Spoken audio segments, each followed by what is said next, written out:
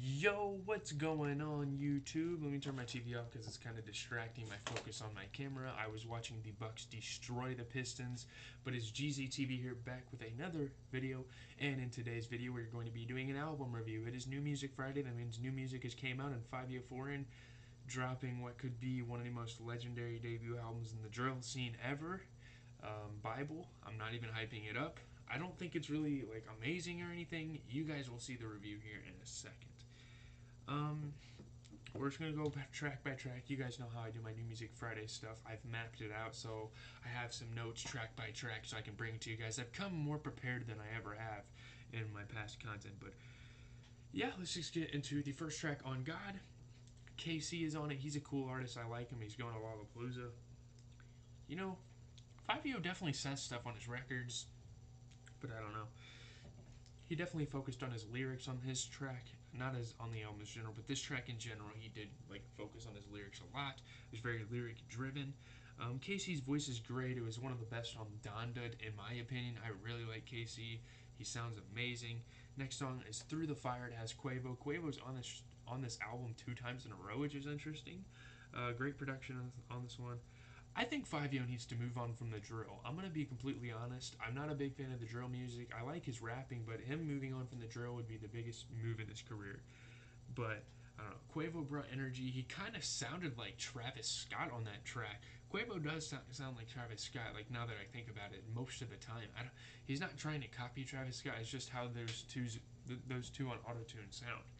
Next is Magic City, another Quavo feature. I forgot about this track.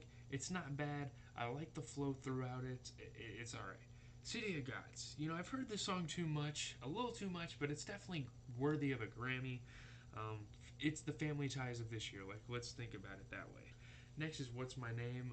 Queen Naija adding a background touch. She sounded incredible. The females on this album are really nice. Alicia Keys, duh.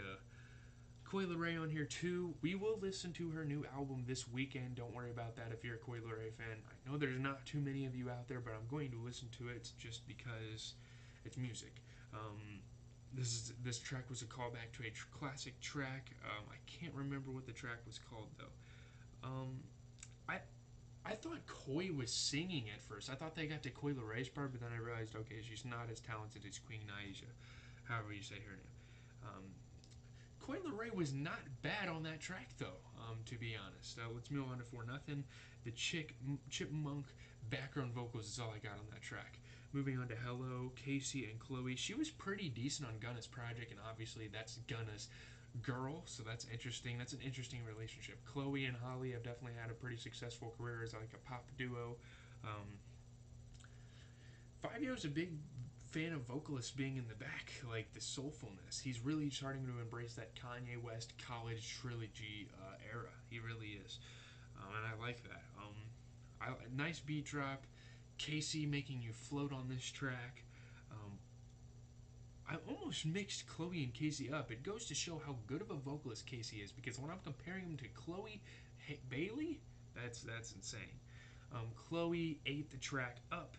I never got bored of this one, and it was a very long track, so that says a lot. Let's move on to Confidence. A$AP Rocky, I love that. A$AP Rocky can definitely do some drill. He's from New York, guys. This is a nice track. The beat is flooded, a lot going on, but that's not entirely a bad thing. Rocky needs to drop with all the verses he's given us this year. He's treated his fans. He might as well bring out some music of his own so he can give his own themes instead of rapping on other people's themes and records. But yeah, it's maybe a bit short, but I got exactly what I wanted out of that track. So yeah, Slime Them. I don't know what Slime Them means, but Yachty is on here, so that's cool.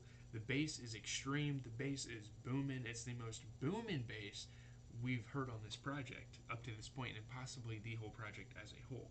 I love the back and forth between Fivio Foreign and Yachty. They got this same sound to their voices, you know? I don't know how to explain it. They got this certain pitch in their voice that sounds reminiscent of each other, and it's really cool. It works well. Yachty kind of had a coffin moment with the bass. 90% of the track is bass, which, as I was listening through, I wasn't sure if I liked that or not. But let's listen to Feel My Struggle. It just had like a through the wire type of sample. That's kind of how all I took out of it. Next is World Watching. I didn't realize the song switched. It transitioned really well from Feel My Struggle to World Watching. Young Blue and TJ are okay to me. They're nothing more than that. I think I can hear this. I heard the sample coming before the sample even came through. It's kind of generic, but I gave you a if I gave you a shot, would you take it? That was a song that was sampled in there. It's really cool to hear that on a drill beat. Don't get me wrong, but it was definitely predictable. I don't know what, man. I don't know. This track was terribly mixed. The sample was muffled. Not the best. Young Blue was cool. I think he brought the most to this song. I think Young Blue had the best part. Um, TJ was alright. I get the intent of the song and what it was supposed to mean. I guess I had a cool concept.